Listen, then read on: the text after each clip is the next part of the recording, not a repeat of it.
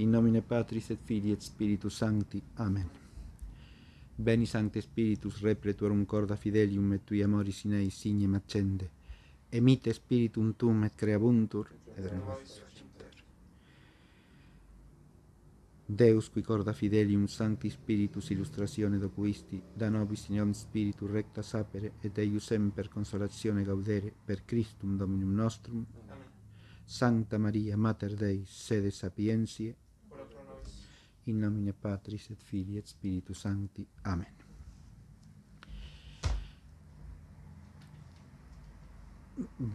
Buenas tardes y un saludo a todos los que siguen este curso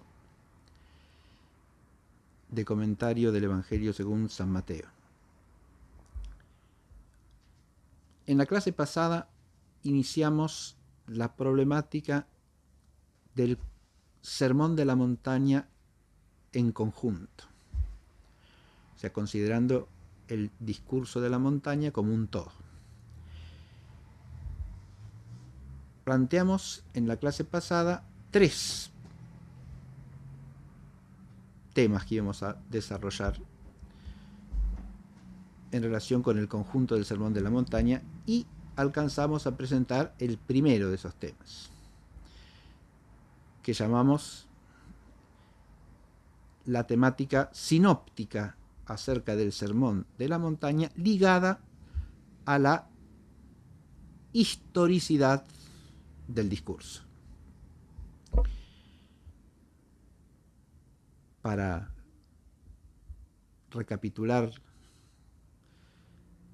lo que dijimos en la clase pasada muy brevemente y enlazarlo con lo que vamos a abordar hoy, recordemos que llegamos a distinguir al cabo de la clase 3 niveles de esa historicidad. Primero, la que llamamos historicidad fundamental, que está ligada, primero que nada, a la autenticidad del discurso en su conjunto y en cada una de sus partes, es decir, todas son sustancialmente, esencialmente, palabras de nuestro Señor Jesucristo. Esa autenticidad es parte de lo que llamamos historicidad fundamental y no puede negarse, habida cuenta del carácter divinamente inspirado del Evangelio según San Mateo. Y lo otro que señalamos es que hay historicidad fundamental en los datos explícitos e inequívocos que pone el evangelista acerca del discurso. Y eso surge también de la comparación con la versión mateana del discurso. La versión lucana del discurso. La comparación de la de Mateo, la mateana, con la de Lucas. Hay un sermón del Señor que se dirige primariamente a los discípulos o exclusivamente a los discípulos, que tiene lugar en lo alto del monte. Esos son datos primarios.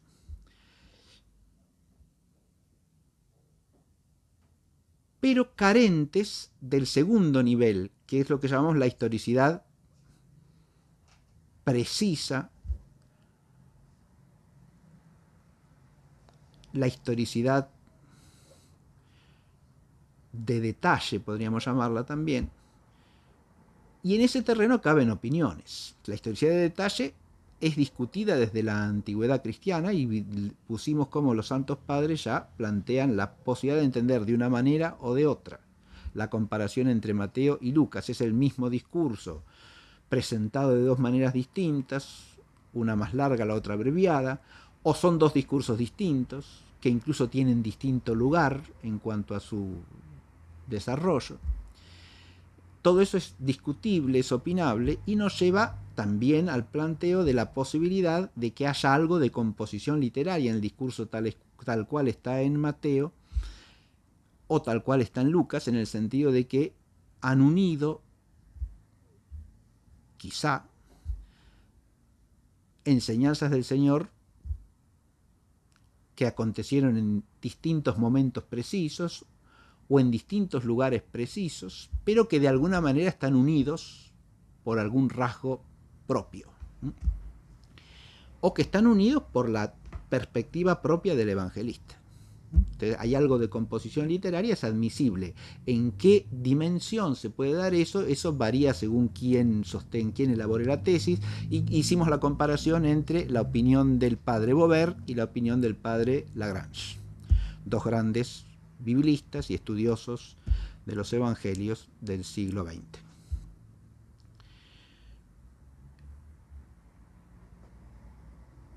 Pero terminamos señalando una tercera dimensión de historicidad, que tiene que ver con la relación de las otras dos anteriores con el carácter peculiar de la historicidad evangélica. Porque el modo de acontecer históricamente el misterio de Jesucristo no es equiparable a cualquier otro hecho histórico. Implica una dimensión trascendente que no está ligada a la preocupación por detalles históricos. Y es lo que podemos llamar la historicidad mistérica. Y traté de destacar que podríamos pensar como hipótesis, por ejemplo, que no necesariamente todo lo que está dicho en el Sermón de la Montaña, como lo transmite Mateo, fue dicho en una sola ocasión, pero que el Señor dijo esas cosas de tal manera y en tales circunstancias que al hacerlo les dio la unidad que refleja Mateo al ponerlas en un discurso corrido. Por ejemplo, el tono de la voz, el gesto de apartar a los discípulos del resto de la gente y hablarles a ellos solos, en un alto, que podría ser un alto o varios altos, ¿no? Un lugar, una montaña o varias montañas, la misma montaña en distintas ocasiones. La precisión historiográfica, desde este punto de vista, no es relevante. Lo que es relevante es la unidad, podríamos llamarla, como la llamamos en la clase pasada, lógica, aludiendo al logos viviente que es Jesucristo, o la unidad neumática, es decir, espiritual del discurso, porque hay un tono con que el Señor transmite esas cosas que las unifica, que les da una unidad profunda que viene de Él, no es creación del evangelista. Y en este sentido hay un nivel de unidad y de historicidad que es más profundo que el de las circunstancias de lugar y de tiempo. Pero aclaramos lo siguiente: la historicidad mistérica de ninguna manera puede ser contradictoria con los datos de la historicidad precisiva que estén explícitos en los evangelios. Porque esos datos de historicidad precisiva que son explícitos hay que tomarlos como están dichos por el evangelista. No se los puede pasar por alto. La cuestión es que en este caso no hay una historicidad precisiva, porque ni Mateo ni Lucas nos dicen en qué monte y en qué lugar preciso del monte o en qué momento exacto de la predicación de nuestro Señor Jesucristo acontece el Sermón de la Montaña. La precisión en este aspecto está ausente, tanto en un evangelio como en el otro. Y por lo tanto, no se le puede hacer decir a los textos del evangelio lo que no dicen en realidad, ¿no?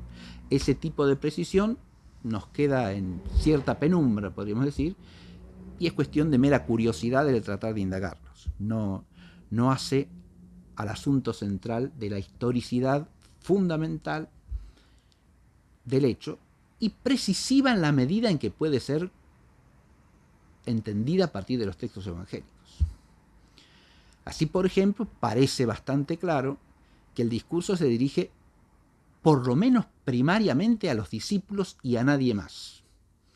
Y ese es un dato que se va a reforzar en la segunda temática que vamos a abordar a continuación. Bien, con esto ya queda por lo menos hecha la síntesis panorámica de la clase anterior, y ahora nos quedan dos temas por considerar. El primero, el de la ubicación del Sermón de la Montaña en el conjunto del Evangelio de San Mateo, que es un tema importante para advertir el carácter que tiene y cómo se ubica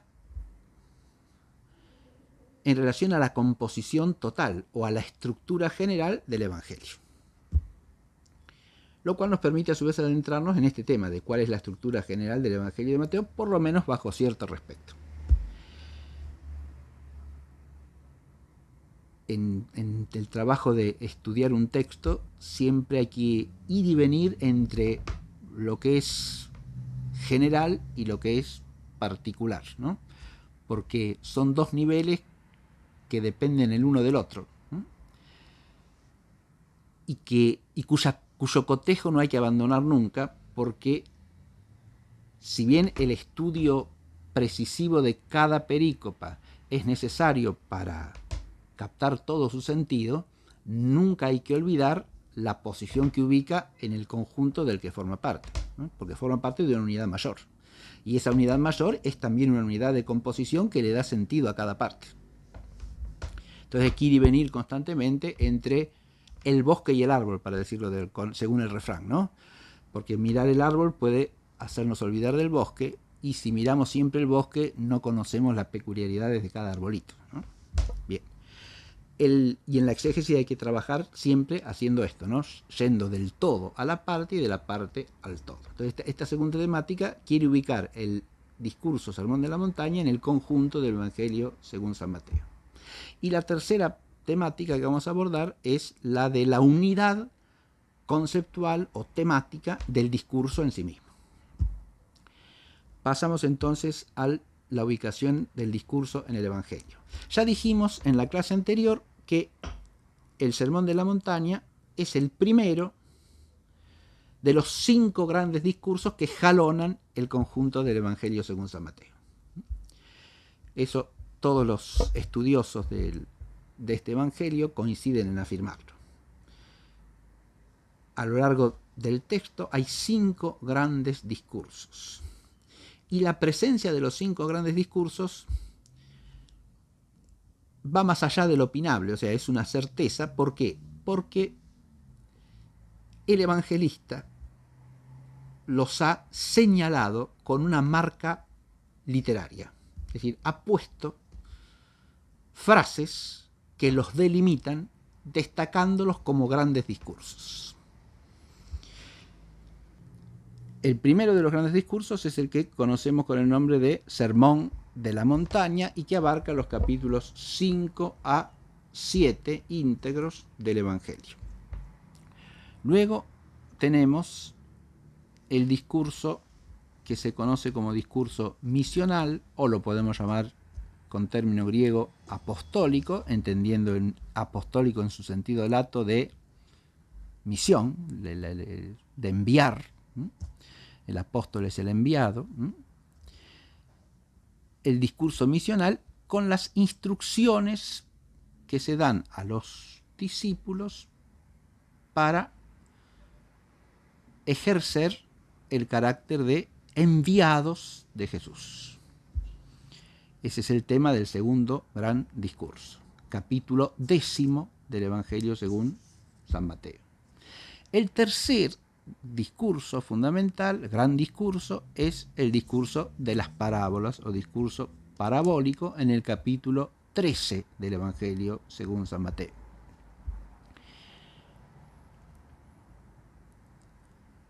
El cuarto corresponde al capítulo 18 del Evangelio según San Mateo, y es el discurso que podemos llamar discurso fraternal, porque está centrado todo él en cómo deben los hermanos considerarse y tratarse entre sí. Y por último, los cristianos como hermanos, ¿no? Y por último, el último gran discurso, el quinto, es el discurso escatológico de los capítulos 24 y 25 del Evangelio según San Mateo.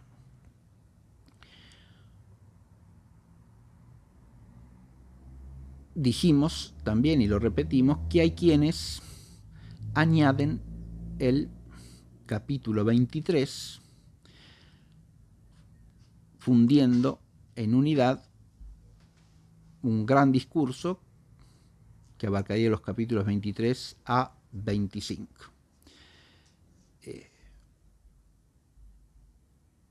Ahora vamos a considerar ese problema, pero advirtamos que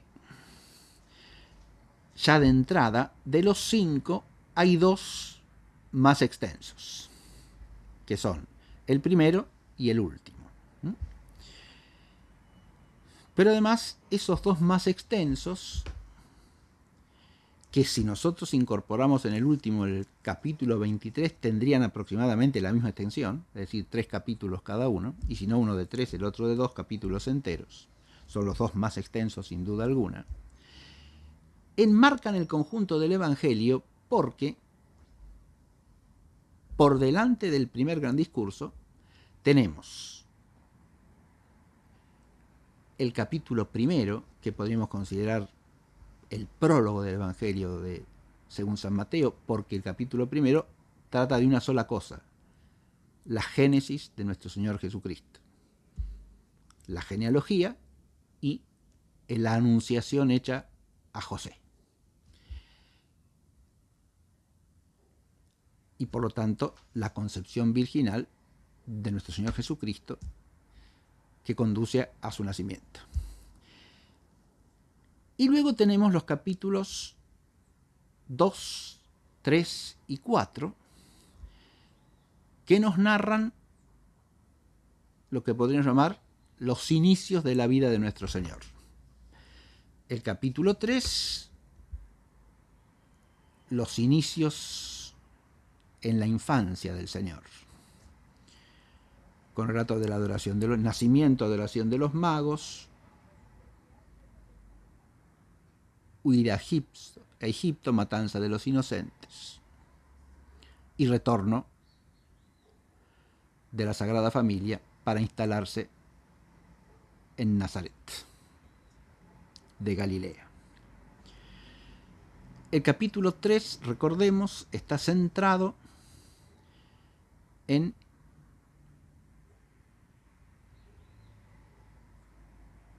uno de los 2 grandes acontecimientos que preceden al inicio de la vida pública del Señor, que es su bautismo por Juan en el Jordán. Y el capítulo 4 en el otro gran acontecimiento, que son las tentaciones del Señor en el desierto. 2, 3 y 4, así podríamos decir, son el inicio de la vida del Verbo encarnado en este mundo. Y esos son los capítulos que preceden inmediatamente al discurso del Sermón de la Montaña. Mientras que los discursos que siguen al sermón escatológico o de la escatología final, capítulos 24 y 25, o 23, 24 y 25, los capítulos que van del 26 al 28, nos narran lo que llamaríamos en latín el exitus, o sea, la salida del Señor de la vida temporal, su pasión, muerte y resurrección. Eso es el tema de los capítulos 26 a 28, según Mateo. En 26 y 27 tenemos la pasión y en el 28 tenemos la resurrección.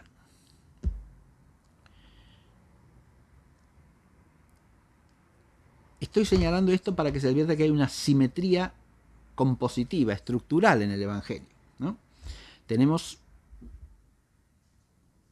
2 grandes discursos entre los 5 que enmarcan el inicio y el final de toda la vida pública de nuestro Señor Jesucristo, como la narra Mateo. Esto hay que tenerlo en cuenta porque ya nos dice una primera cosa sobre el Sermón de la Montaña. Destaca su importancia como uno de los discursos marco del Evangelio. Hay 5 grandes discursos, que ahora vamos a ver por qué se llaman así, aún literariamente. Pero de esos 5 grandes discursos hay 2 mayores, que son los discursos marco. Y es marco en el sentido de que trazan un marco al conjunto del Evangelio, dejando fuera solamente lo que podemos llamar el prólogo y los inicios de la vida del Señor antes de su ministerio público, y luego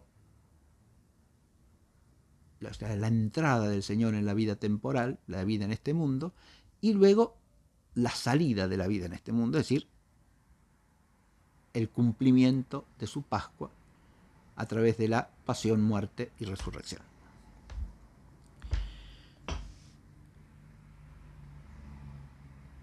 ¿Cuál es el rasgo literario por el cual decimos que hay certeza en destacar estos 5 grandes discursos? Ahora vamos al texto y nos situamos primero en el capítulo 7, versículos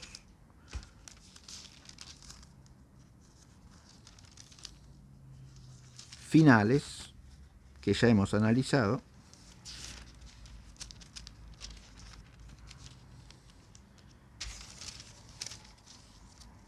Y vamos a oír lo que dicen los 2 versículos finales del capítulo 7.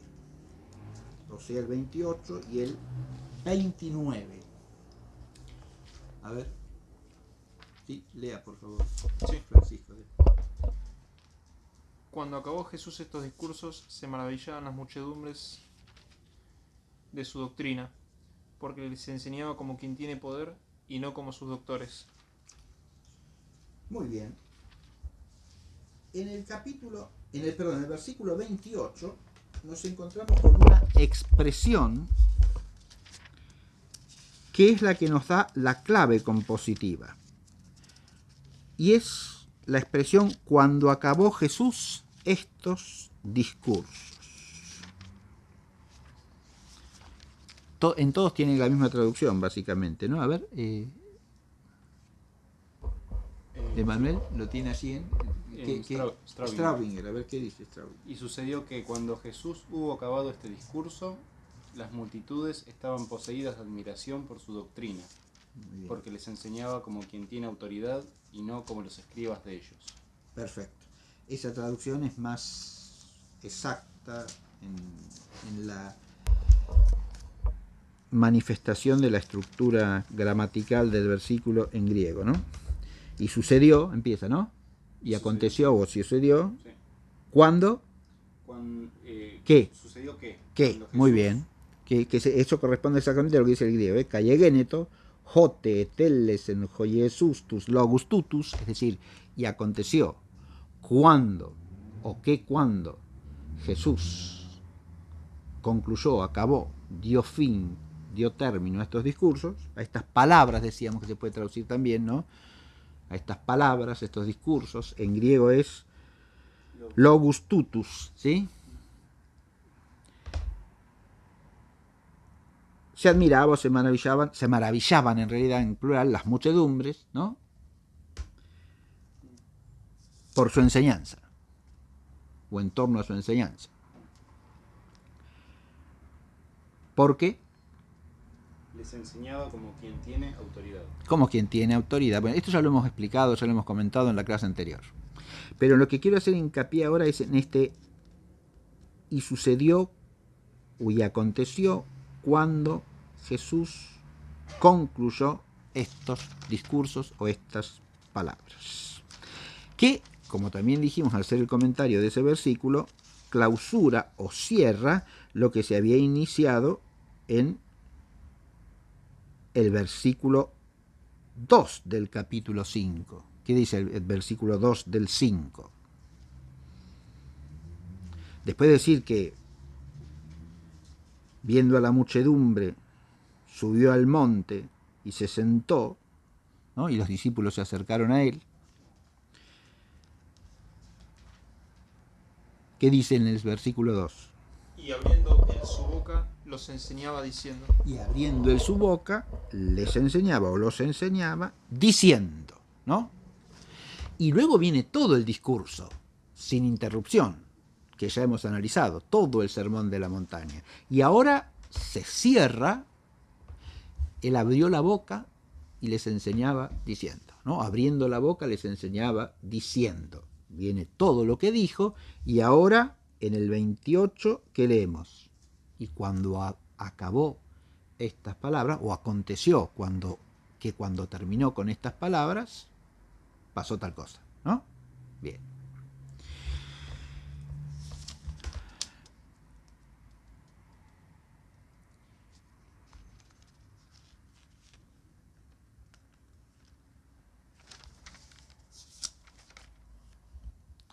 hago una aclaración sobre ese.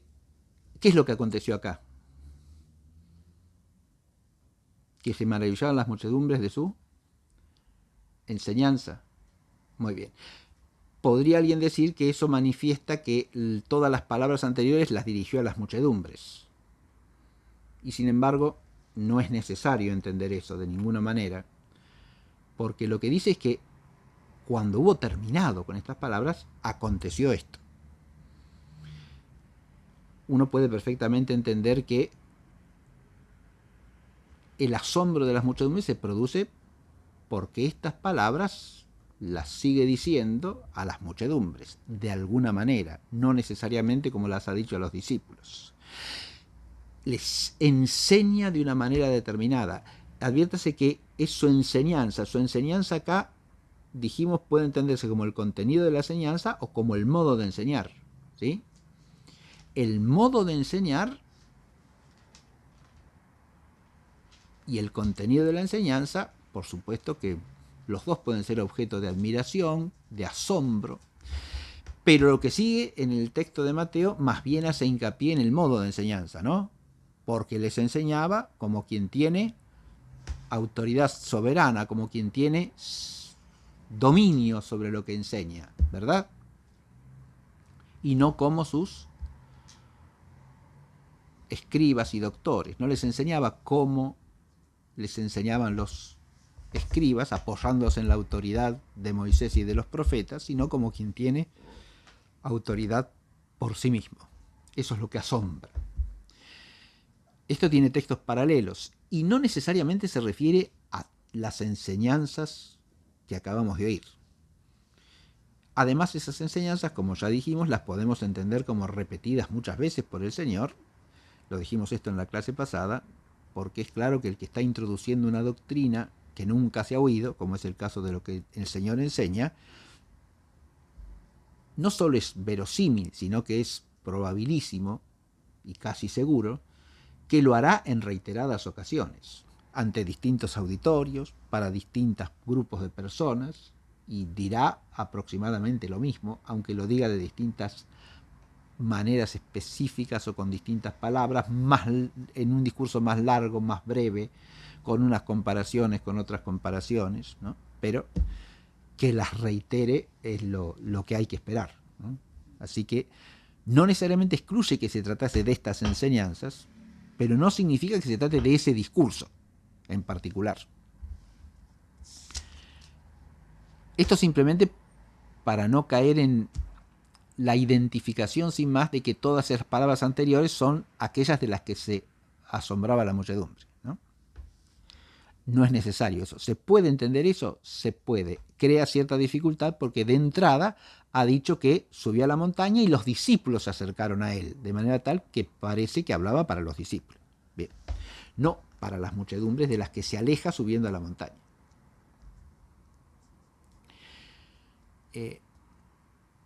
Y sentándose además.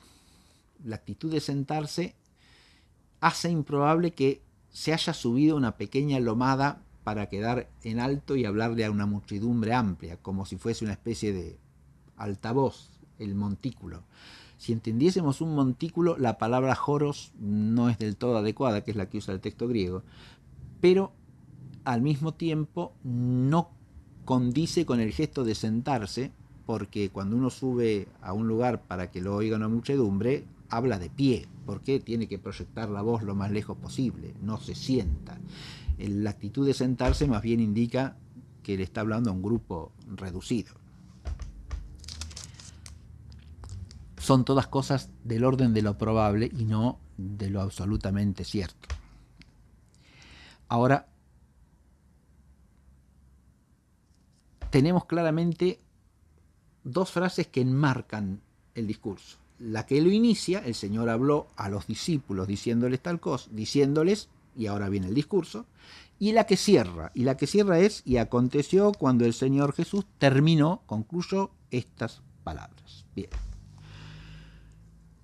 Pasemos al discurso siguiente, que es el del capítulo 10.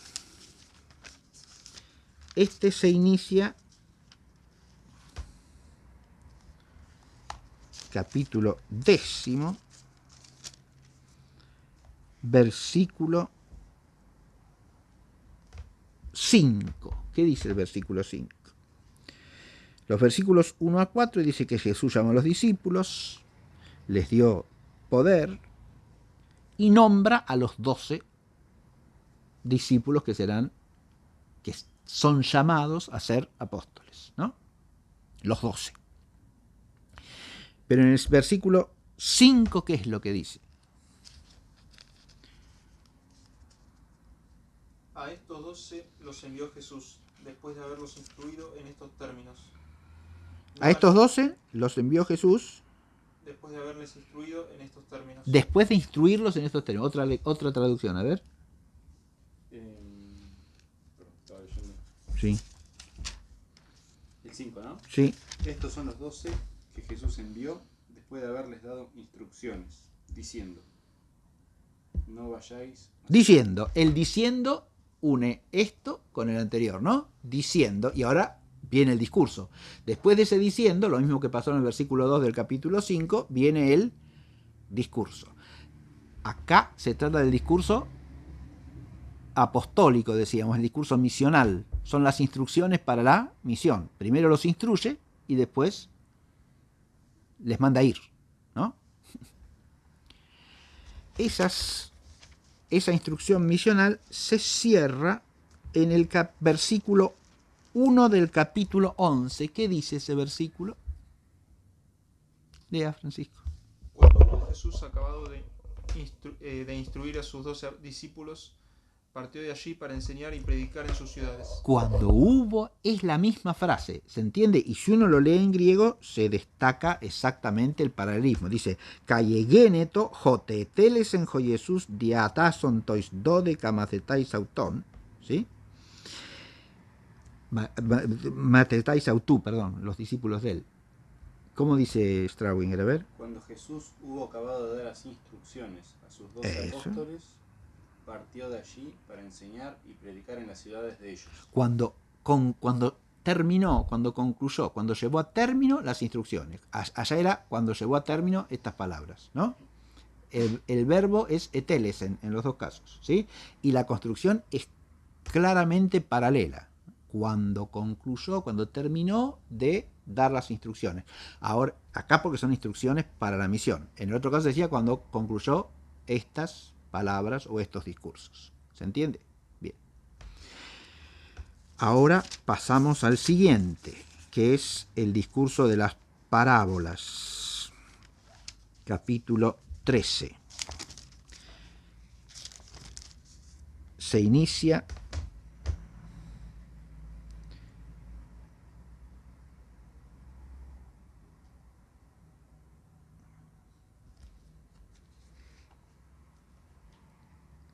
en los versículos 1 a 3 del capítulo 13. Vamos a leerlos porque tienen un paralelismo interesante con nuestro sermón de la montaña.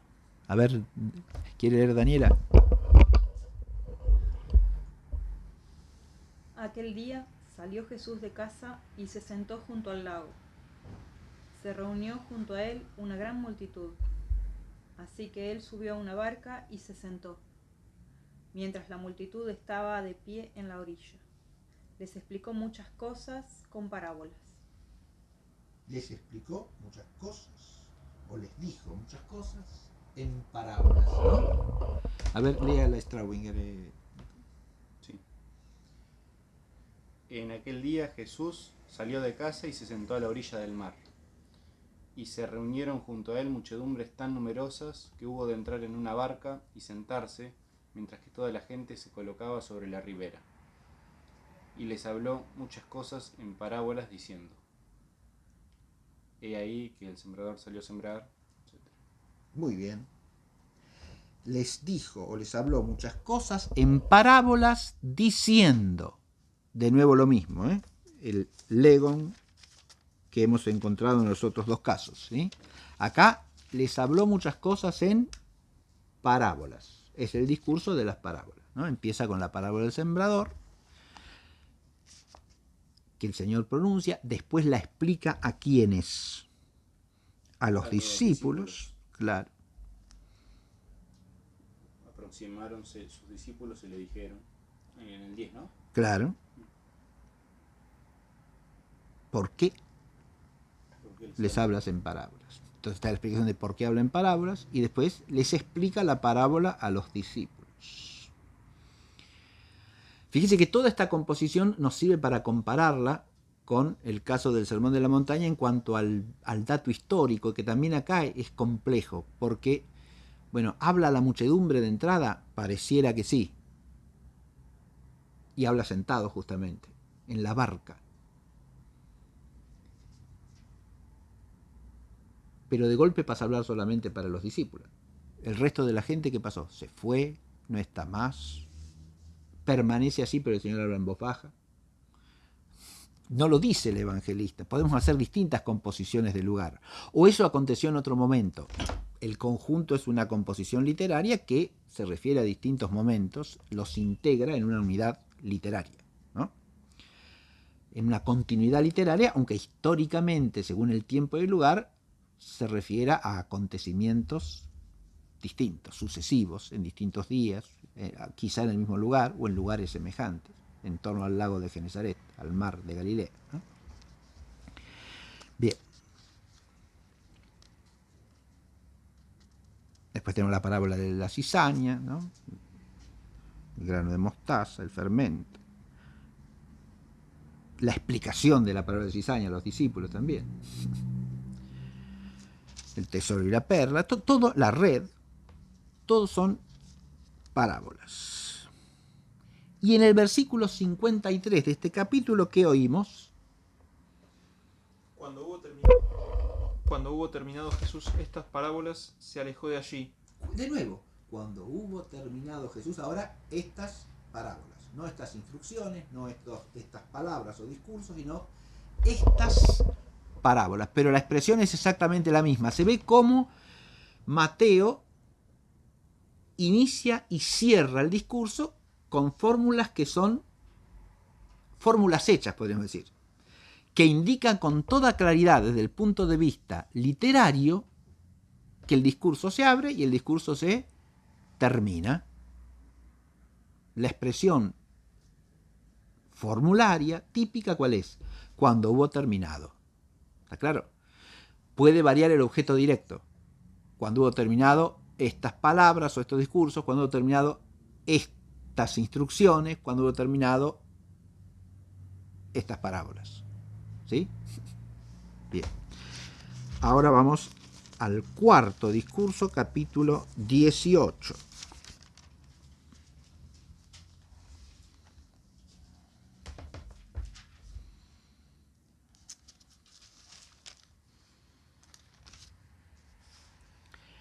¿Qué leemos al comienzo del 18, versículo 1? En aquel momento se acercaron los discípulos a Jesús diciendo: ¿Quién será el más grande en el reino de los cielos? Muy bien. ¿Y cómo sigue el 2? A ver. Él, llamando así a un niño, le puso en medio de ellos y dijo: En verdad os digo, si no os volvéis... Y dijo. Ahí está el y dijo. ¿Sí? En este caso el inicio tiene cierta diferencia, pero hay algo que llama la atención y que es reiterativo también.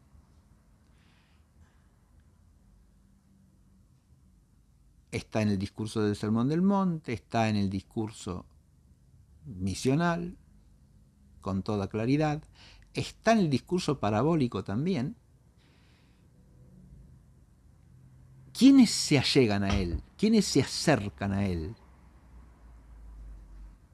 Los discípulos. Muy bien. Hay un grupo de discípulos que está más cerca, siempre, ¿no? Y que son los oyentes privilegiados de ese discurso o de esas palabras. Eso es constante también, ¿no? Es un dato que unifica los grandes discursos.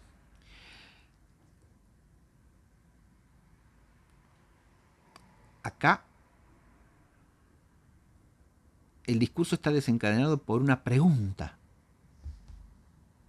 que viene de los discípulos. ¿Cuál es la pregunta? ¿Quién será el mayor en el reino? ¿Quién será el mayor en el reino? ¿no? Y por eso este discurso es el discurso que se puede llamar o de la fraternidad de los hermanos, o también de la pequeñez, del ser menor, porque la respuesta va a ser que el mayor será el que se haga como el menor. ¿Sí?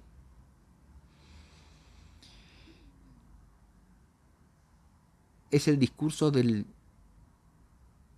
que inspira el nombre que San Francisco le dio a sus compañeros de vida religiosa, ¿no? Hermanos menores, pero que es de alguna manera nombrar algo que es esencial a los discípulos de Jesús, ¿no?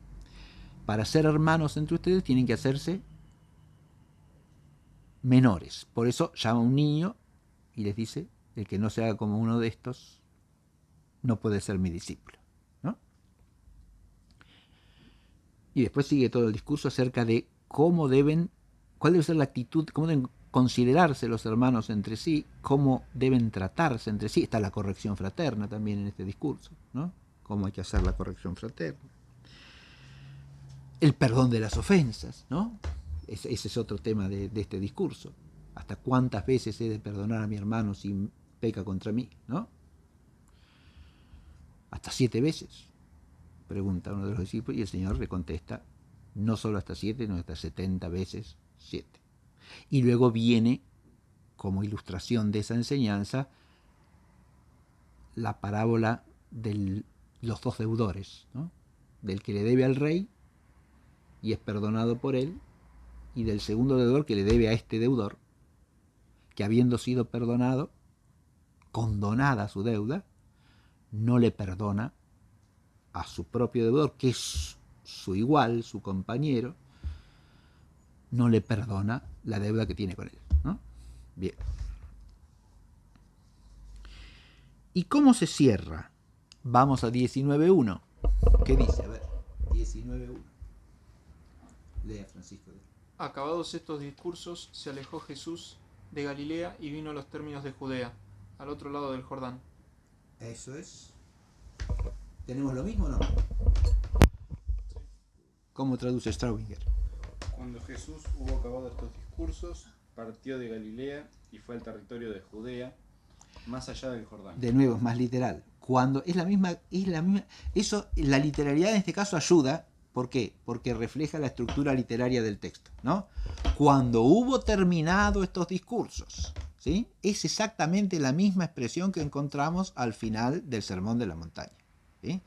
¿Está claro? ¿Cómo traduce allá? A ver, Daniela. Es 19.1, ¿sí? Cuando terminó Jesús este discurso, se trasladó de Galilea a Judea, al otro lado del Jordán. ¿Sí? Pero si uno lo lee en griego, encuentra que ni siquiera varía la fórmula tanto como en las traducciones, ¿no? Porque lo que dice el griego 19.1 es «Kaiegeneto joteteles en Jesús tus logus tutus». Es exactamente igual a 7.28. Exactamente lo mismo, ¿sí? Cuando, y aconteció, o y sucedió, cuando Jesús terminó estas palabras, tus logus tutus. Acá es exactamente la misma cláusula que cierra el Sermón de la Montaña. Lo que estamos constatando con este estudio de cada uno de los casos es la marca literaria de apertura y cierre de cada gran discurso. ¿Se entiende? Por eso dijimos que acá no es una cuestión opinable, porque hay un dato seguro en la composición literaria. Cuando cierra el gran discurso, Mateo usa una cláusula que es formularia, es decir, una expresión de cierre del discurso que es siempre la misma en lo sustancial, con algunas variantes en virtud del contenido del discurso, nada más. Exactamente lo mismo pasa con el gran discurso final, ¿no? De los capítulos 24 y 25.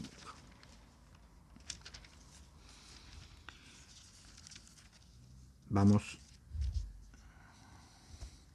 a empezar por 24.1, qué es lo que dice.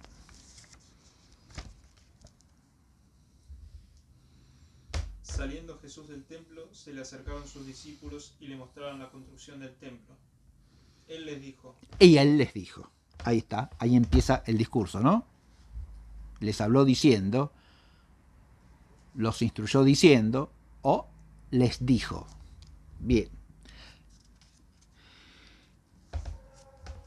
De nuevo, ¿quiénes son los destinatarios inmediatos? Los discípulos que se le acercan, ¿no? Es exactamente igual que en 5.1.2, ¿o no? Volvamos a 5.1.2 y repitámoslo.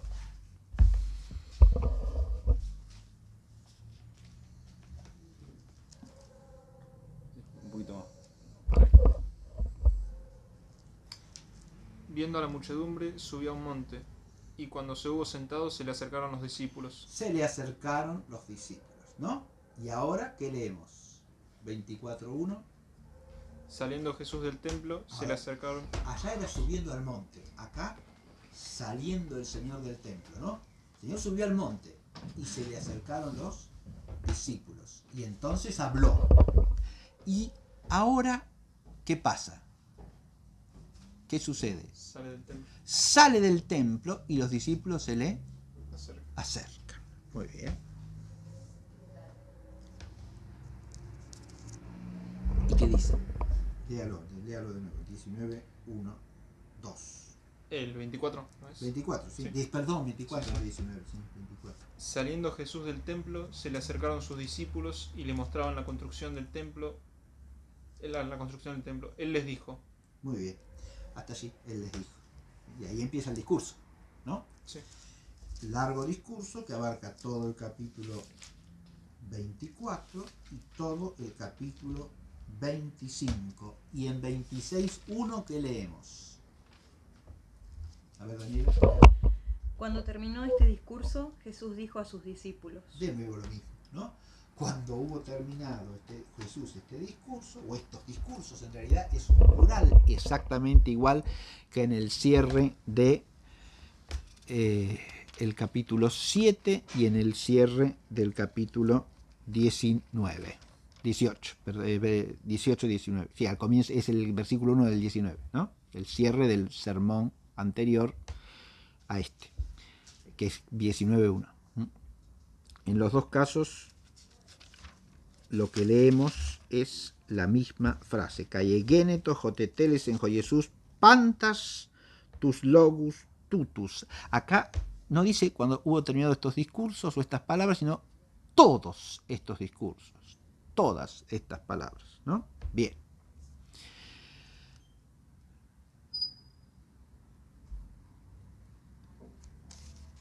Si vamos al comienzo del 23, ¿qué es lo que dice? Retrocedemos un capítulo ahora, ¿no? ¿Qué dice? Entonces Jesús habló a las muchedumbres y a sus discípulos diciendo. Por eso hay quienes dicen que el discurso en realidad empieza en el 23, ¿no? Empieza en el 23, no en el 24. Acá está la frase arquetípica de comienzo del discurso, ¿no? Jesús habló a las muchedumbres y a sus discípulos, diciendo. Bien. Y el capítulo 23 está centrado en el repudio explícito que hace el Señor de la actitud de los fariseos y doctores de la ley que lo rechazan, ¿no? Y tiene la larga sección de los ayes, es decir, de las lamentaciones sobre estos que actúan como ciegos, ¿no? Frente al misterio que se les manifiesta.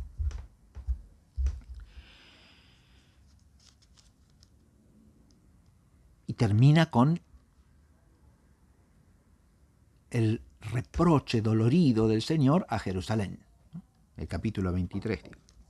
Jerusalén, Jerusalén, que matas a los profetas y apedreas a los que te son enviados. Cuántas veces quise reunir a tus hijos a la manera que la gallina reúne a sus polluelos bajo las alas y no quisiste.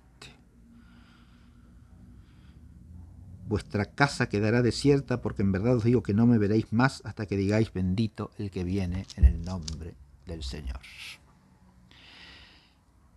Y a continuación se centra en el templo. Adviértase que hay una continuidad profunda, porque cuando habla de la casa que quedará vacía, se está refiriendo, claro, se dirige a Jerusalén, pero Jerusalén cobija la casa donde está la presencia de ¿quién? Y de Dios, ¿no? Que es el templo. Y ahora, ¿cómo sigue el discurso? Los discípulos, ven salir al Señor del templo y se allegan a él, y el Señor les empieza a hablar de qué cosa. Él les dijo: ¿no veis todo esto? En verdad os digo que no quedará aquí piedra sobre piedra, que no sea demolida. Y sentándose en el monte de los olivos, llegáronse a él aparte los discípulos, diciendo: dinos cuándo será todo esto y cuál la señal de tu venida y de la consumación del mundo. Ahora viene, a partir de aquí sí viene el discurso de la escatología final, ¿no? Porque ¿cuándo será? Le preguntan, la consumación del mundo. 24 y 25 constituyen el discurso escatológico en sentido pleno si nos referimos a la escatología final, es decir, a la segunda venida de nuestro Señor Jesucristo.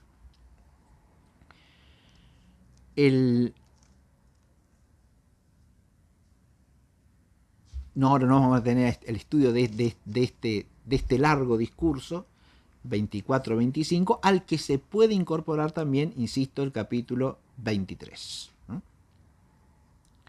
Los versículos que dan, si nosotros incorporamos en el largo discurso el 23, hay como dos comienzos dentro del discurso, ¿verdad? Uno que da lugar a la secuencia de enseñanzas del capítulo 23 y otro que haría una transición en que el Señor aparece saliendo del templo, los discípulos le hacen una pregunta sobre el templo y eso desencadena el discurso escatológico que está situado en el monte de los olivos, ¿verdad? ¿Está claro? En la intimidad entre el Señor y los discípulos, sentándose en el monte de los olivos, llegáronse a él aparte los discípulos. ¿Está claro?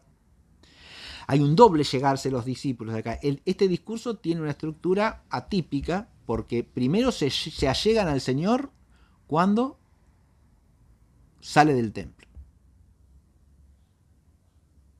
Y después, inmediatamente, enlaza esto Mateo con el allegarse al Señor en el monte de los olivos, aparte de todos los demás, ¿no? Bien. Ese aparte es claro porque si está saliendo del templo, lo normal es que haya mucha gente alrededor. Aunque solo los discípulos se alleguen a él, si sale del templo está en un lugar de carácter público al que la gente acude ordinariamente y habrá mucha gente dando vueltas por allí, entrando y saliendo, ¿sí? Mientras que el Monte de los Olivos es un lugar apartado, ¿no? Es un lugar de retiro y entonces ya en el Monte de los Olivos están el Señor y un grupo de discípulos aislados, ¿no? Bien.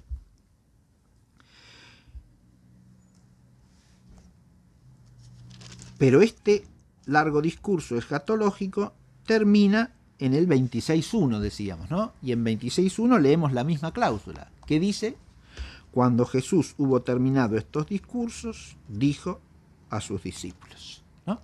Y ahí ya se inicia ¿qué cosa?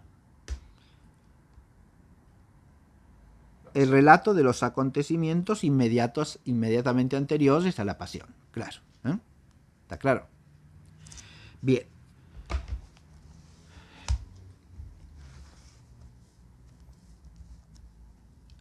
Como conclusión de esto, lo que decimos básicamente es que en la estructura del Evangelio según San Mateo, primero que nada, el Sermón de la Montaña se ubica como uno de los 5 grandes discursos que jalonan todo el Evangelio. Cuando digo que los jalonan, quiero decir que son como marcas que van señalando las partes fundamentales del Evangelio, porque estos grandes discursos son los puntos de referencia entre los cuales se sitúa el resto del contenido del Evangelio. Ahora no nos vamos a detener a señalar el contenido que tiene cada parte intermedia, pero esos discursos van dándole la estructura general a todo el Evangelio según San Mateo. Lo primero que tener en cuenta es esto. La primera cosa que destacamos es que es uno de los 5 grandes jalones que le dan al Evangelio su estructura compositiva general. A diferencia de lo que acontece con los otros sinópticos, Mateo ha elegido esta estructura compositiva. Eso es propio de Mateo.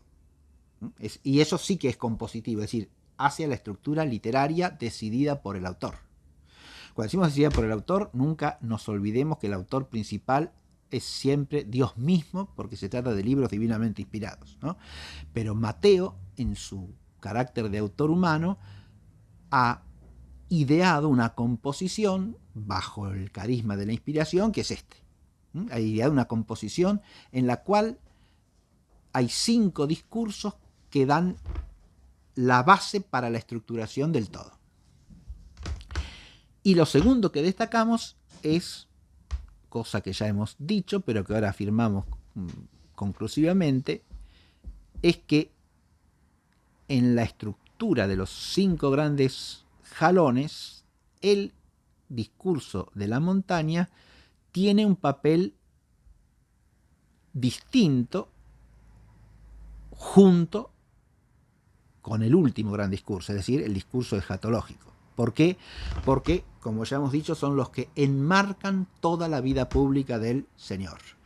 El uno como marca inicial, el otro como marca final. Hay una simetría, decíamos, que destaca este carácter de marco. Los 4 capítulos iniciales, de los cuales uno es el prólogo de todo el Evangelio, y los 3 capítulos finales dedicados a la pasión, muerte y resurrección de nuestro Señor Jesucristo. Entre esos extremos del Evangelio, los 2 grandes discursos hacen de marco al resto, y por lo tanto no solo son jalones del desarrollo, sino que son marco principal de todo el Evangelio. Y en este sentido el Sermón de la Montaña tiene un carácter singular que hay que ver en qué consiste. Podemos decir que si es el marco inicial, de alguna manera tiene que o puede contener programáticamente la temática de todos los otros discursos. Y parece que de alguna manera es así. Porque la misión de los apóstoles, las parábolas del reino, la instrucción sobre la fraternidad y sobre el espíritu de fraternidad y el ser el menor, y finalmente el discurso de la escatología del reino, están de alguna manera contenidos ¿en qué? En ese discurso inaugural en el cual lo que se proclama que es. Y ahí entramos ya en el último tema que tenemos que abordar, que ¿cuál es? ¿De qué trata el Sermón de la Montaña? Porque a diferencia de los otros cuyo título ya indica el tema, si hablo de, o lo indica por lo menos indirectamente, ¿no? Porque cuando hablamos del Sermón de las Parábolas en realidad no estamos indicando el tema. Sí, si decimos que son las parábolas del reino, ¿no? Parábolas que nos muestran la economía del reino de los cielos, que el Señor ha introducido en el tiempo. Pero al decir de las parábolas solamente señalamos un género literario. En los otros casos no, porque si hablamos de sermón misional, o hablamos de sermón fraternal, o hablamos de sermón escatológico, estamos indicando la temática, ¿verdad? Ahora, ¿cuál es el tema del Sermón de la Montaña? Porque el nombre ahí, el nombre con que lo conocemos clásicamente, no nos indica el tema. Alude simplemente a la indicación del lugar que aparece al comienzo del sermón en Mateo, ¿no? El Señor subió a un monte, subió a una montaña. Y entonces todo lo que dijo a partir de allí lo conocemos bajo el nombre de Sermón de la Montaña. Pero ¿de qué trata? Esta pregunta ¿de qué trata? Algunos la contestan, como vimos en la clase pasada el caso de Joseph Schmidt, diciendo que carece de toda unidad temática. Entonces, si uno afirma así, con mucha soltura, que carece de toda unidad temática, ¿de qué trata? Y de muchas cosas, ¿no? Nosotros ya hemos visto de qué trata cada parte del Sermón de la Montaña, así que si sostuviésemos esa opinión, que no compartimos en absoluto, habría que contar, y bueno, trata de varias cosas, y trata de esto otro, de esto otro, de esto otro, cada uno de los temas de las partes del sermón, pero no tiene una unidad según la cual podemos decir, bueno, el tema central o la cuestión de conjunto, el tema universal del que tratan todas sus partes es este. Bien. Ahora, ¿existe un tema que atraviese todas las partes que hemos ido estudiando con cierta prolijidad?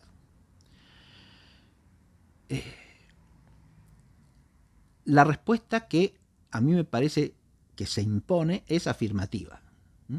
Existe una profunda unidad temática en el Sermón de la Montaña, que como toda unidad temática de un conjunto complejo, no es una unidad simple. Lo mismo pasa, dicho sea de paso, con el sermón escatológico final, cuya unidad temática es compleja. Si uno la estudia con profundidad, con decir que es un sermón escatológico no resuelve el problema de la temática de conjunto. A eso no me voy a adelantar ahora en cuanto a la justificación de esta afirmación, simplemente la hago. Pero en el Sermón de la Montaña existe un tema común, y hasta tal punto creo que existe un tema común que, de no percibirse ese tema común, cada una de las partes se malentiende, casi necesariamente. ¿Y cuál es el tema común? Para esto nos viene bien refrescar mentalmente cuáles son las partes fundamentales del Sermón de la Montaña, ¿no? El Sermón de la Montaña tiene un inicio que suele considerarse su introducción solemne, que son las beatitudes del reino, ¿no? Los macarismos del reino, las bienaventuranzas, para decirlo con la expresión más común.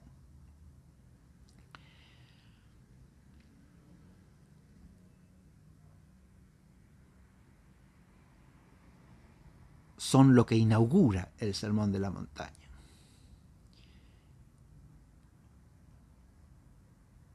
Pero al comentar las bienaventuranzas en este curso, hemos destacado que todas y cada una de ellas tienen a nuestro Señor Jesucristo por arquetipo.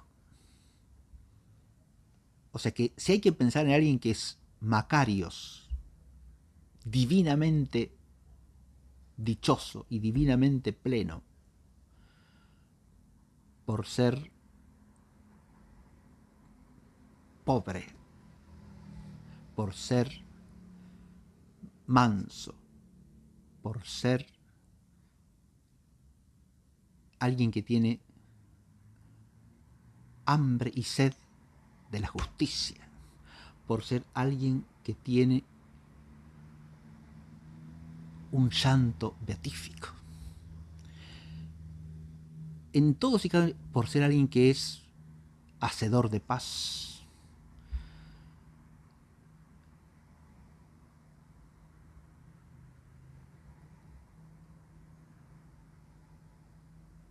Todas y cada una de las bienaventuranzas hay que referirlas a él como al principal implícitamente referido en ellas. Y cuando el Señor las dirige a los discípulos, estas bienandanzas, bienaventuranzas, macarismos del reino, es porque ellos están llamados a ser partícipes de su propia vida.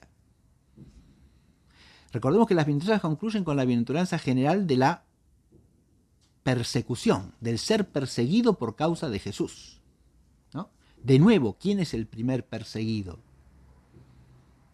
por causa de la justicia, es decir, de la santidad? Y Él. De manera tal que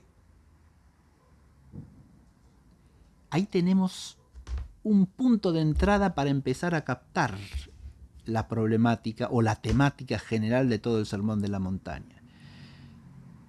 ¿Podemos decir que en primera instancia el tema es el reino o no? Claro que sí. Pero es la beatitud del reino, es decir, es la plenitud que corresponde al reino en su forma inicial, es decir, en conformidad con la primera venida del Señor. Es el reino que se introduce en el tiempo. Y ese reino tiene una esencia. Y este discurso manifiesta la esencia de ese reino. ¿Está claro? Y de la participación en él a que están llamados los discípulos de Jesús. ¿Cómo qué? Adviértase que esa participación en la vida de Jesús es la plenitud de la vida, ¿no?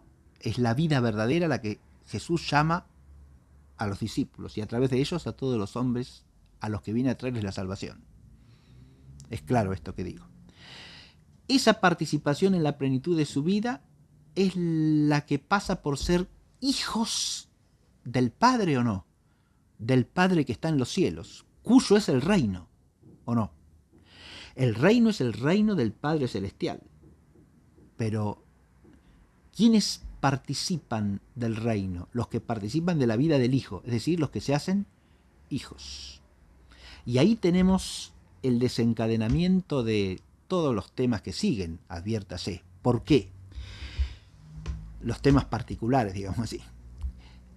Esa plenitud tiene una consecuencia inmediata, que si son partícipes los discípulos de la vida del Señor, ¿qué serán en la tierra o sobre la tierra, en el mundo, digamos así, y ante el mundo? Sal de la tierra, luz del mundo. ¿Quién es sal de la tierra y luz del mundo? Sino Él. Si los discípulos son llamados sal de la tierra y del mundo es porque participan de su propia vida, es decir, de la plenitud de vida que hay en Él. ¿Esa plenitud de vida qué es? Es el cumplimiento del designio mesiánico de Dios, o sea, es la plenitud de la ley y los profetas. La palabra plenitud vincula conceptualmente los macarismos del reino, que son una plenitud implícita, con el tema de toda la gran segunda sección del Sermón de la Montaña. No he venido a abolir la ley y los profetas, sino a darle plenitud, a darle acabamiento, consumación. ¿Se entiende? Es la teleiosis, es llevar a cabo, a término, lo que la ley y los profetas anuncian, prefiguran, preparan. A eso ha venido. ¿Para qué? ¿Cómo termina toda esa sección? Que es la sección de las comparaciones, ¿no? Habéis oído que se dijo, mas yo os digo. A ese modo de hablar, eminentemente, se puede referir lo que dice el final, la conclusión que pone Mateo al discurso, ¿no? Las muchedumbres asombraban por cómo enseñaba, ¿no? Por la enseñanza de él, porque enseñaba como quien tiene autoridad suprema, como quien tiene exusía. Habéis oído que se dijo a los antiguos o a los mayores, mas yo os digo. Este modo de hablar que se reitera a lo largo de toda esta sección, en 6 veces, en 6 asuntos, o 5, según que se incorpore o no en el tema del precepto sobre el adulterio, la cuestión de la ley de repudio, o se examine como otra parte, ¿no? Del libelo de repudio. Pero son 5 o 6 veces que el Señor dice, habéis oído qué, ¿no? Habéis, mas yo os digo, las 5 o 6 oposiciones. Pero ¿cómo concluye toda esa sección? Con un mandato que dice, sed perfectos como vuestro Padre Celestial es perfecto. ¿Lo tenemos allí, Daniela? Final 47, 5:47. del capítulo 6. Del capítulo 5, perdón, el capítulo 5. Sí. El último versículo. Sí. Si amáis solo a vuestros hermanos, ¿qué hacéis de extraordinario?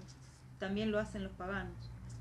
Sed pues perfectos como vuestro Padre del cielo es perfecto. Sed pues perfectos como vuestro Padre del cielo es perfecto. Adviértase que ahí tenemos una expresión que puede hacer de eje conceptual de todo el discurso. Lo que oímos en los macarismos iniciales no vuelve a resonar acá. Sed perfectos como vuestro Padre celestial es perfecto. El macarismo es una bienaventuranza porque es, primero que nada, manifestación de lo que es la vida auténtica. Pero además porque esa vida auténtica, ¿en qué sentido lo hace Macarios? Es decir, divinamente pleno o dichoso al hombre, porque es participación de la vida del verbo encarnado, del verbo de vida. ¿Sí? Esa participación en la vida de Jesucristo como plenitud de la vida, capaz de participarse a los hombres,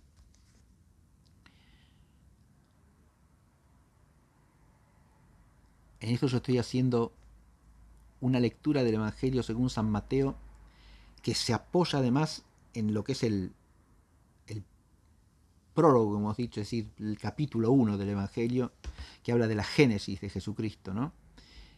Indicando la procedencia divina del Señor.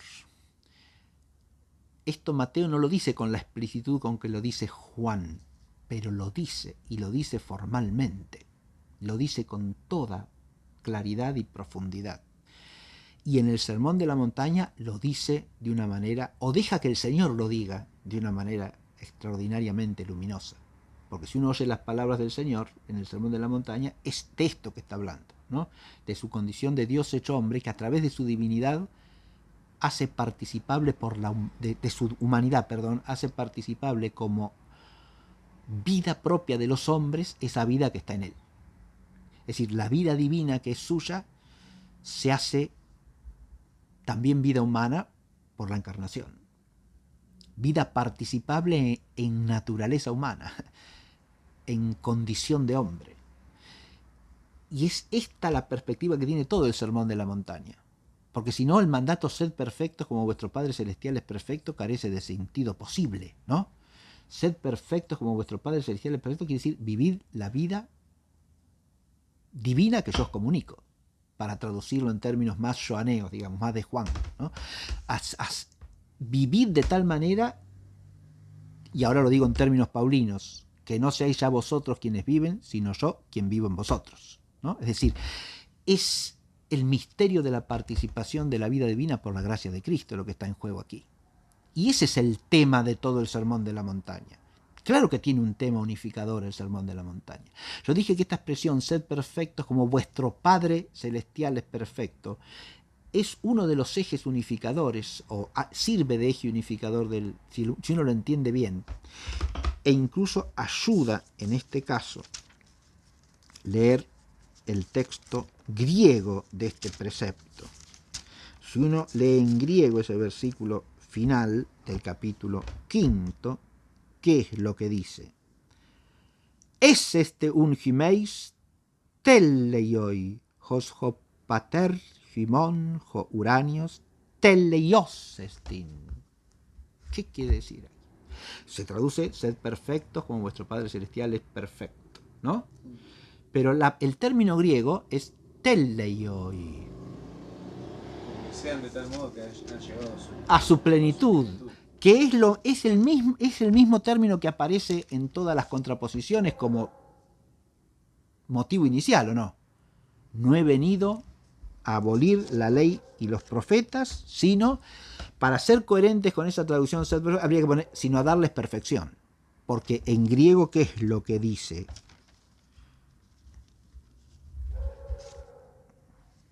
Menomísete, hoti ilthon catalysai ton nomon et tus profetas, uc elson catalysai a la plerosai. Plerosa, es decir, darles plenitud, darles perfección. ¿Se entiende?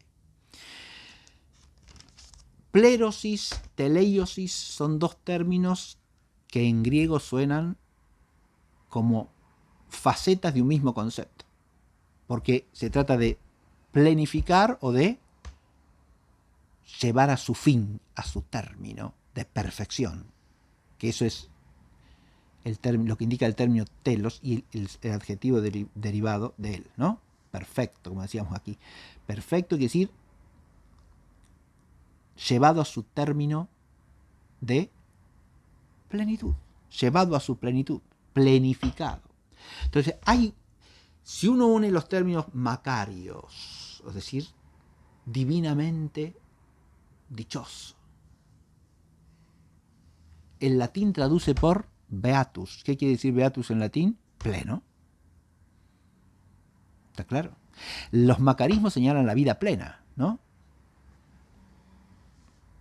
Que consiste en ser pobre de espíritu, en ser manso, o sea, ser humilde, ser paciente, ser según el reino, o según el modelo de Jesucristo. Si no, todos esos términos se pueden malentender horriblemente, ¿no? Y entonces ya no hablamos de las bienaventuranzas del Evangelio y del reino. Pero el beatus del latín nos deja ver bien el carácter de plenitud que tiene el macarismo. Si uno en el término macarios con el término plerosa y el verbo dar plenitud, y con el verbo que significa llevar a término final, es decir, perfeccionar, tenemos tres términos claves de todo el discurso, de todo el Sermón de la Montaña, que nos ubican en su unidad temática. Se trata de la plenitud de vida que viene a introducir Cristo al introducir el reino del Padre en el tiempo. ¿Se ve? De eso trata el Sermón de la Montaña. De la plenitud de vida que viene a introducir Jesucristo al traer al tiempo de este mundo el reino del Padre. Pero el sermón lo dice ¿de qué manera? De manera que entendamos que participamos de esa plenitud siendo hijos. Y ahí viene, esto es lo otro la otra idea que hace de eje central. ¿Por qué? Porque si vamos al capítulo 6, ¿con qué nos encontramos? Primero que nada con la triple temática de cómo hemos de hacer limosna, cómo hemos de orar y cómo hemos de ayunar en el reino. ¿Sí? ¿Cómo lo tenemos que hacer? Delante de Dios, que ve en lo escondido, y no para actuar delante de los hombres, o para ser como actores que hacen como qué, ¿no? ¿Y dónde está el centro conceptual de todo ese apartado? En el Padre Nuestro. De nuevo, la oración ¿de qué? De los hijos. Es decir, para hacer limosna, para orar y para ayunar como reclama el reino de los cielos, tenemos que ser hijos del Padre que está en los cielos y orar como hijos. Y luego, ¿qué tema sigue? ¿Y la confianza y el abandono en la providencia del Padre o no? Claro. Y esa confianza y abandono en la providencia del Padre es la propia de ¿quiénes? De nuevo, y de los hijos del Padre, de los que están llamados a participar de la plenitud de vida que está en el Hijo unigénito, en el único Hijo, pero que por la gracia del único Hijo se hace participable, se hace vivible por los hombres. De modo que lo que sigue en el capítulo 6 fundamentalmente es eso, ¿no? La temática de la confianza en la divina providencia. las aves del cielo, los lirios del campo, ¿verdad? Esos pasajes de extraordinario lirismo, ¿no? De belleza singularísima, que dentro del sermón nos instan ¿a qué? A buscar el reino de Dios y su justicia, porque lo demás se dará por añadidura. Lo demás es una añadidura, no es lo que hay que buscar. Fíjense que ahí nos está señalando dónde tenemos que tener puesto el corazón, ¿no? Para ser partícipes de esa vida a la que somos llamados. Bueno, ¿es otro tema o es un aspecto del mismo tema? Uno puede decir las dos cosas, claro, pero si quiere destacar la unidad temática, si es lo que está buscando, es claro que es un aspecto del mismo tema. Porque el Señor ha empezado anunciando esa realidad del reino que irrumpe en el tiempo y que implica nuestra posibilidad de ser divinamente dichosos por partícipes de la plenitud que el Señor ha venido a traer, por la cual estamos llamados a ser perfectos, según la vida del reino. Y esta vida nueva es la que tiene su ley, podríamos decir, en buscar primero el reino de Dios y su justicia. Recordemos que el término justicia hay que entenderlo bíblicamente, ya lo hemos explicado en su momento, pero ahora al hacer esta síntesis temática de la unidad del discurso conviene recordarlo. ¿Qué es la justicia del reino? Ser justo es vivir cumpliendo la voluntad de Dios. Ese es el sentido bíblico del término justo, es decir, amar con todo el corazón la ley de Dios. Eso es ser justo. Amar con todo el corazón la voluntad de Dios y cumplirla. ¿Lo que sigue en el capítulo 7 tiene relación con esto o no? ¿O es otro tema? Ciertamente, particularmente son distintas secciones temáticas que se pueden distinguir entre sí, pero el capítulo 7, ¿de qué trata?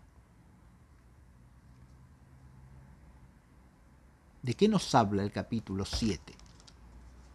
Que es el último del Sermón de la Montaña. Tenemos, primero que nada, ¿qué cosa? El juicio sobre los otros. Muy bien. Es decir, reconocer que el único juez soberano, ¿quién es? Dios mismo. Muy bien. Y por lo tanto, de nuevo, ponernos en el juicio como ¿qué? Como hijos. ¿Sí?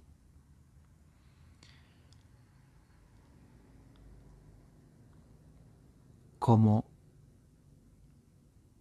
hijos que son el hijo único. No, claro que no. Porque ahora, fíjense, si el texto enfatiza la necesidad de que nosotros nos reconozcamos como hijos por la gracia del Hijo, claro, si es por la gracia, es porque nosotros no somos hijos por esencia, como es Él, que es el Hijo unigénito del Padre que se ha encarnado. ¿Está claro esto? Él es hijo siendo Dios consubstancial con el Padre. Y por eso, como nos lo esclarecerá el discurso escatológico final, y como lo dice el capítulo 7 también, ¿quién es el que admite o no admite finalmente, en aquel día, en el último día, en el reino como juez a alguien? Jesucristo el Señor. Me dirán muchos, ¿acaso no hemos expulsado demonios en tu nombre? ¿Acaso no hemos hecho milagros en tu nombre? Y yo les diré, apartaos de mí, obradores de iniquidad. Ya hemos explicado ese pasaje, ¿no? ¿Quién es ahí el juez que juzga? Jesucristo el Señor, ¿está claro? Él sí que es el juez, porque Él es Dios con el Padre. En cambio nosotros somos llamados a ser partícipes de su vida, pero siendo los que oran al Padre como Padre nuestro. En cambio, Jesús se dirige al Padre como su Padre en forma exclusiva. Eso también está en este pasaje. El Sermón de la Montaña, por lo tanto, contiene inclusive la contraposición entre el Padre Celestial como el Padre de Jesús el Señor y como Padre nuestro de manera distintiva. ¿Está claro lo que digo? Cuando yo dije lo que dice Juan explícitamente, Mateo no lo dice tan explícitamente, pero lo dice. Estoy aludiendo a esta teología profunda, cristología profunda que contiene el Sermón de la Montaña. Si no llegamos a advertir esto, no entendemos la unidad temática del Sermón de la Montaña, ¿no? Es una unidad teológica, es una unidad mistérica y es una unidad mística. ¿Por qué? Porque se trata de la vida que es participación en el misterio de Jesucristo. Y en eso consiste la mística. Esta unidad lógica, es decir, del logos de vida, mistérica, participación en el misterio que es Él, mística, es decir, experiencia vital y participación vital en esa vida que hay en Él y que Él nos comunica, esto es lo que le da unidad al Sermón de la Montaña, que podríamos llamar el Sermón de la bienaventuranza, la plenitud y la perfección de la vida del reino, o de la perfección de la vida del reino, de la plenitud de la vida del reino. Como plenitud que se inicia con la primera venida del Señor. Eso es lo que lo distingue del sermón escatológico final. En el sermón escatológico final de los capítulos 24 a 25, la primera venida y la segunda venida trazan un horizonte complejo y distintivo, ¿no? Hay cosas que se introducen con la primera venida, pero hay otras que solo vendrán con la segunda. Ese tema ya está iniciado en el Sermón de la Montaña. No aparece en ninguno de los otros, pero está iniciado acá, por ese pasaje final de quiénes entrarán en el reino de los cielos, ¿sí? ¿Quiénes entrarán en el reino de los cielos? En el último día, en aquel día, ¿verdad? Ahí está la proyección escatológica del Sermón de la Montaña. ¿Y por qué tiene ya una proyección escatológica el Sermón de la Montaña? ¿Porque trata de distintos temas? No, porque al tratar de la plenitud de vida que el Señor introduce con su primera venida, necesariamente tiene que hacer alusión a la segunda venida en la que esa plenitud de vida llega a su consumación final. Con esto hemos planteado una visión de la unidad temática del Sermón de la Montaña que cabe profundizar y estudiar con detenimiento, volviendo a cada una de las partes, a ver si esta síntesis unificadora se cumple en cada una de las partes. Pero eso lo dejamos al estudio de cada quien. Con esto ya dejamos por terminado este panorama del Sermón de la Montaña en su conjunto, y la clase próxima, si Dios quiere, empezaremos a estudiar el capítulo 8, que forma parte de la sección de los capítulos 8 y 9, o sea, entre el discurso del Sermón de la Montaña y el discurso misional o apostólico del capítulo 10.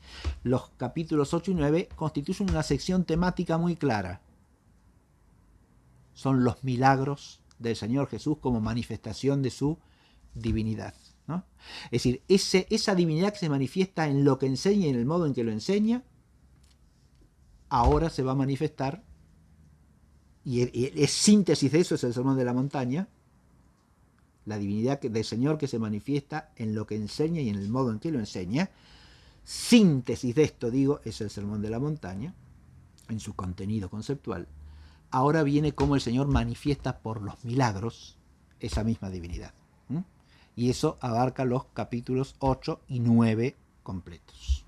Bien, muchas gracias por la atención prestada y será hasta la próxima, si Dios quiere. In nomine Patris et Filii et Spiritus Sancti. Amén.